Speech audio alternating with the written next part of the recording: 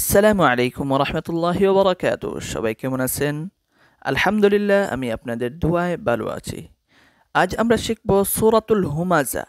এই সূরাটি মক্কায় অবতীর্ণ হয়েছে। এখনো যারা রায়হান ভয়েস অফ কোরআন এই চ্যানেলটি সাবস্ক্রাইব করেন নাই, অবশ্যই সাবস্ক্রাইব করবেন। তাহলে দেরি না করে শুরু করা যাক। বিসমিল্লাহির রহমানির রহিম। ويل لكل همزة لمزة الذي جمع مالا وعدده يحسب أن ماله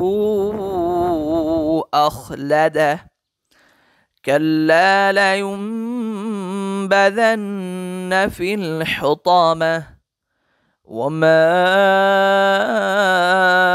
أدراك ما الحطمة نار الله الموقدة التي تطلع على الأفئدة إنها عليهم مؤصدة في عمد ممددة ইন্নাহা আলাইহিম মুসাদা। এই জায়গায় ওয়াও রয়েছে, হামজাও রয়েছে, তবে প্রাধান্য হবে ওয়াওয়ের উপর হামজা রয়েছে, সেটাই মিম হামজা পেশ মু হবে।